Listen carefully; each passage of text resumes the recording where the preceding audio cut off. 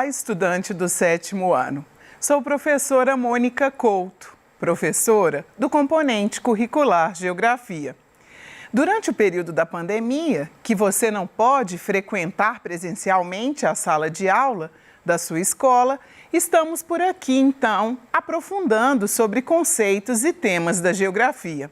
Se você se lembra, na primeira aula, tratamos sobre a expansão do território brasileiro. E hoje nós vamos conversar um pouco sobre o Brasil através dos mapas. Os mapas, eles são uma linguagem, eles representam um texto que mescla as linguagens verbais e não verbais. E por meio do mapa, é possível reconhecer as características de um determinado espaço geográfico. Então, na aula de hoje, conversaremos sobre o Brasil através dos mapas. O que faremos juntos, então? Juntos vamos interpretar mapas temáticos do Brasil e vamos dizer um pouco o que são esses mapas temáticos. O próprio nome já traz um indicativo, né? Já nos traz uma pista. Temático, esse mapa vai apresentar algum tema específico sobre o nosso território. Falaremos também de mapas históricos e vamos pensar como é que essa representação ela se faz ao longo do tempo. Vamos identificar os elementos de um mapa, porque é por meio da identificação dos elementos de um mapa, quando a gente sabe localizar esses elementos lá na representação, isso facilita a nossa interpretação desse texto que é o mapa. E vamos reconhecer também a leitura e a interpretação de mapas temáticos como alguma coisa muito importante para a gente compreender esse espaço no qual a gente vive, né, e espaços de outros países, mas também para a gente ser capaz de repente, fazer a produção de um mapa temático quando tivermos o desejo de representar um determinado fenômeno. Um fenômeno que, de repente, está acontecendo no nosso bairro, um fenômeno que, de repente, está acontecendo na nossa cidade, ou até mesmo para representar alguma pesquisa que você realizou aí na sua escola com os seus colegas. Vamos pensar quais são os gostos que têm os estudantes do 7º ano da nossa escola. E vamos fazer isso por meio da planta, por exemplo, da nossa escola. E aí cada sala representada de uma cor. Então, os mapas temáticos, eles podem ser feitos em diferentes escalas, vamos dizer disso também, e eles funcionam para que você consiga representar fenômenos ou interpretá-los nesse espaço. Para a gente começar, eu te desafio a observar comigo esse mapa temático do Brasil. E aí já tem um indicativo, né? Esse mapa temático, ele vai dizer sobre a distribuição da população por bioma. Então, vamos pensar, vamos tentar identificar juntos quais as informações que esse mapa traz. Olhando mais brevemente, é possível perceber que tem pelo menos duas formas de representação nesse mapa. Esse mapa ele traz cores e aí a gente percebe no fundo as cores associadas aos biomas, tem um mapa menor, né? No canto aí, representando os biomas. E do outro lado da imagem, você observa uma legenda que mescla as duas coisas. Ele apresenta tanto os biomas quanto essas cores que vai do preto até um cinza mais claro. Então, esse mapa que está dizendo da distribuição da população por bioma, ele é um mapa que pegando o fundo dos biomas, ou seja, das principais formações vegetais que o Brasil possui, foi jogado sobre ele, então, a distribuição da população. Ou seja, onde tem mais população concentrada é onde você vai perceber que está na coloração de preto até um cinza mais escuro. Onde tem menos população sobre esses biomas é onde você vai perceber uma tonalidade mais clara de cinza. E aí, é possível dizer numa primeira observação desse mapa que a população está concentrada mais na região litorânea do Brasil, que essa população ela é muito expressiva na região sudeste, com destaque para o Rio de Janeiro e São Paulo. Então, olha como que da observação, quantas leituras podemos fazer. Se a gente quiser fazer uma leitura mais aprofundada, e eu te convido a fazê-la junto comigo, qual o bioma que existe mais população residindo sobre ele? Se a gente olha no mapinha menor aí do canto, onde aparece a Mata Atlântica, você vai perceber que grande parte dessa mata natural, desse bioma natural, deu lugar às cidades, ou mesmo aos cultivos agrícolas. Então, se a gente fosse pensar numa proporção de desmatamento, a gente pode afirmar que o desmatamento ele vai ser maior na Mata Atlântica e chama atenção também o bioma da Caatinga, pensando a região Nordeste, você tem aí um volume maior de pessoas ocupando. Quando a gente pensa a floresta amazônica e pensando alguns outros conceitos da geografia, você observa que é onde a concentração de pessoas é mais rarefeita. E olha que curioso, essa população ela se concentra às margens dos rios da Amazônia. Então dá para a gente tentar pensar até que a gente está dizendo de uma população ribeirinha. Percebeu quanto que um mapa ele traz grandes informações e dá para a gente fazer muitas análises críticas sobre o espaço. Te convido agora a observar um outro mapa do Brasil. E esse mapa do Brasil traz a distribuição da população rural no nosso território. E, de novo, foram usadas cores, né? As cores aí que vão de um tom mais escuro, de verde, uma espécie de um marrom, que vai clareando até chegar num amarelo bem clarinho, quase próximo aí de algo que é branco. E o que isso quer dizer nesse mapa, se a gente vai no canto aqui e observa a legenda?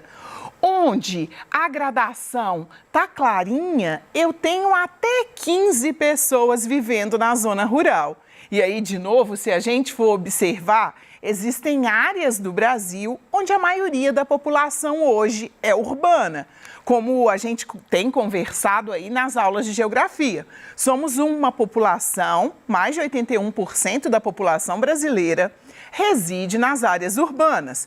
Mas isso não significa que esses municípios não tenham áreas rurais. O que a gente precisa ficar atento é que o número de pessoas vivendo no campo é um número menor de habitantes. Aqui também a gente consegue observar os grandes rios e aí poderíamos chamar atenção para as grandes bacias hidrográficas do nosso país.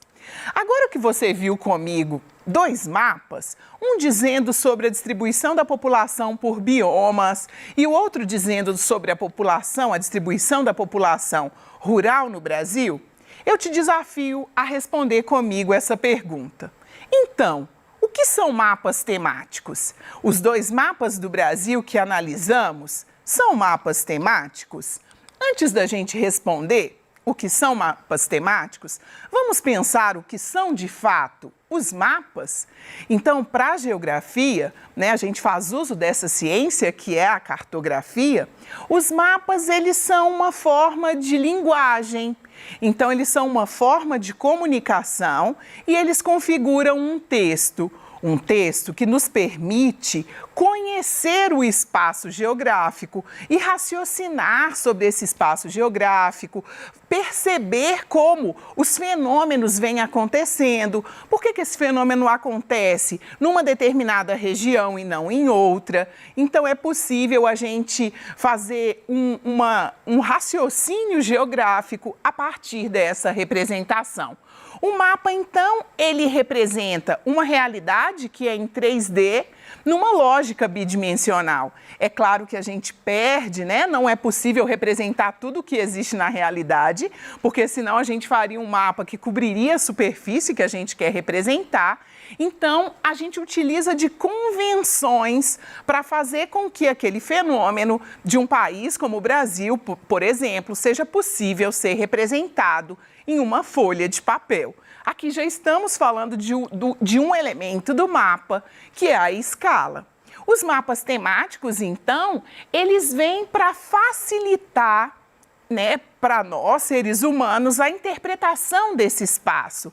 Então, são criados temas, os diferentes temas, eles são retratados nos mapas, considerando algumas convenções. Então, a gente vai observar que mapas de demografia, por exemplo, utilizam a gradação de cores. Um mapa, quando ele quer representar a nossa rede ferroviária ou rodoviária, ele vai ser um mapa que vai utilizar a simbologia linhas. Essas formas de implantação, ou seja, essas formas de representar um fenômeno, elas podem variar ou podem acontecer associadas dentro de um mesmo mapa.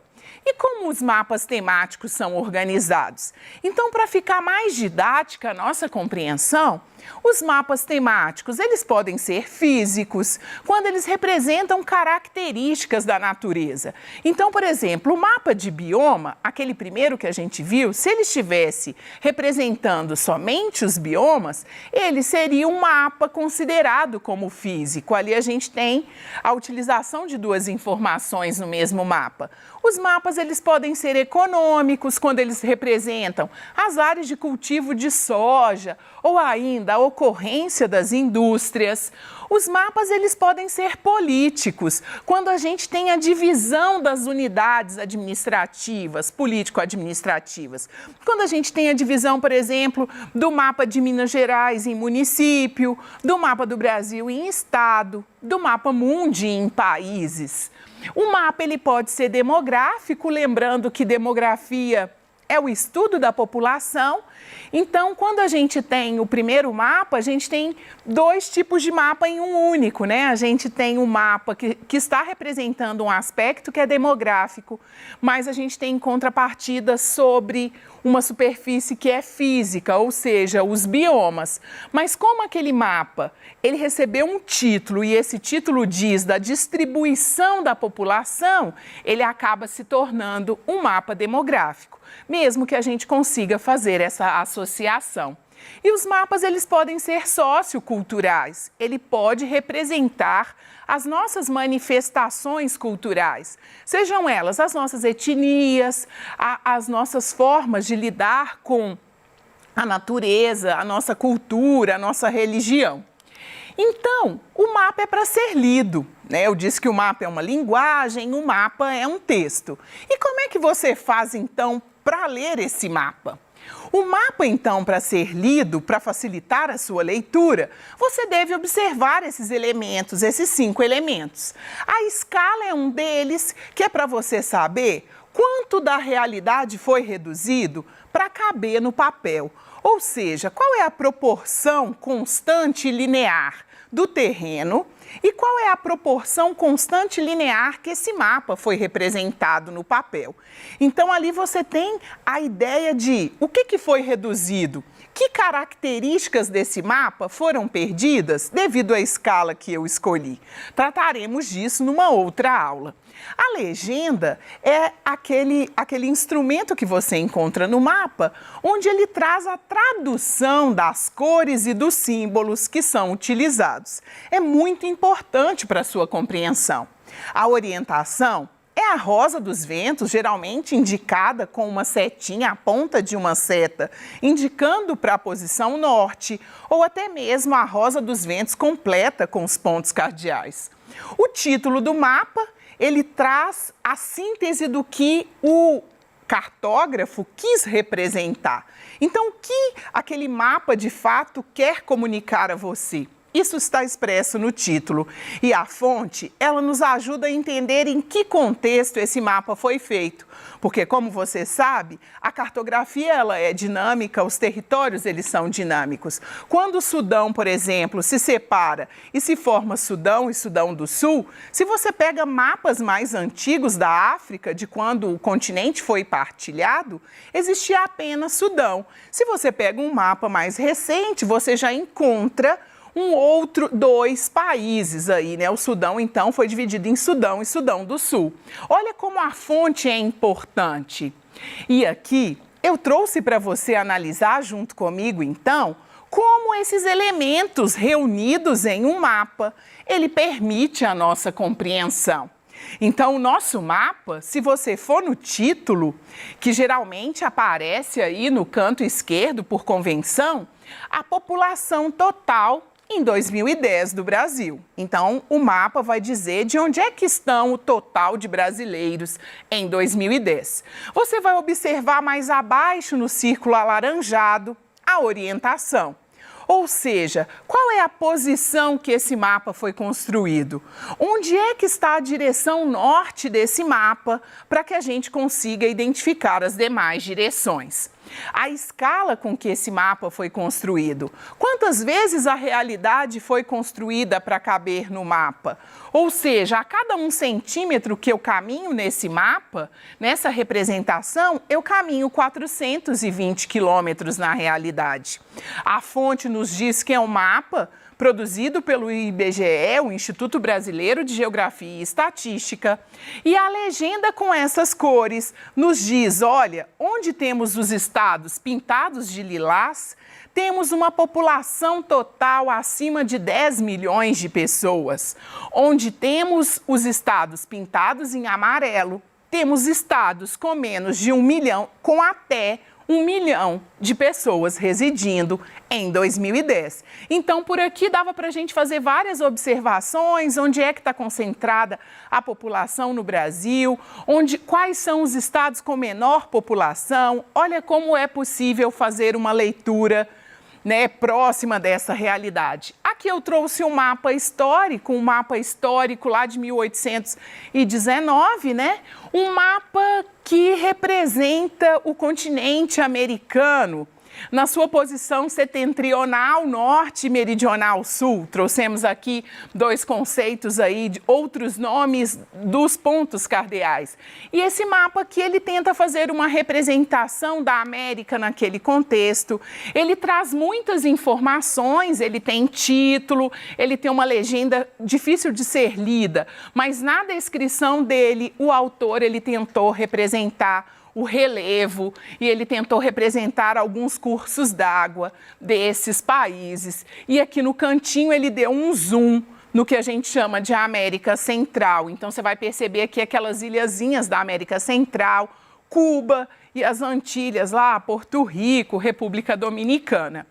Agora vamos juntos então tentar analisar esse mapa e pensar o que esse mapa nos comunica? Vamos seguir, então, aqueles elementos? Se a gente olha pelo título, Distribuição Espacial da Indústria em 2016, a legenda fala, por meio dos círculos, quantas indústrias tem em cada lugar do Brasil. Quanto maior o círculo, maior o número de indústrias. E aí, qual é o tema representado no mapa? O título nos disse, a distribuição espacial das indústrias. Onde estão concentradas essas indústrias? Se a gente observa e se a gente tem outros conhecimentos, poderíamos dizer em São Paulo, Minas, mas se a gente já tiver outros conhecimentos, a gente pode dizer na região sudeste do Brasil. E na aula de hoje, você aprendeu que os mapas, eles são essa forma de comunicação, eles são textos que representam essa realidade por meio desses símbolos, né, por meio dessas cores, para a gente conseguir fazer a compreensão desse espaço geográfico. Você percebeu que os mapas temáticos, eles são aqueles que representam um determinado tema e para representar esse tema, eles fazem uso da simbologia que for mais apropriada. Podem ser as cores, podem ser as linhas, podem ser as rachuras e outras formas também. Às vezes as capitais aparecem com uma estrela, então são os símbolos que são utilizados. E para facilitar a leitura de um mapa, então sempre que você se posicionar frente ao mapa, lembre-se agora de procurar esses elementos. Procure o título, procure a legenda, procure a fonte para não incorrer em erro, né? Quando é que esse mapa foi construído? Por que aqui, por exemplo, a Alemanha está dividida em duas? Provavelmente estamos num período de Guerra Fria. Então, procure sempre observar esses elementos para fazer uma leitura mais criteriosa e, quem sabe, até tentar fazer a representação aí do seu espaço de vivência, representando algum elemento que julgar importante. Então, até a próxima aula!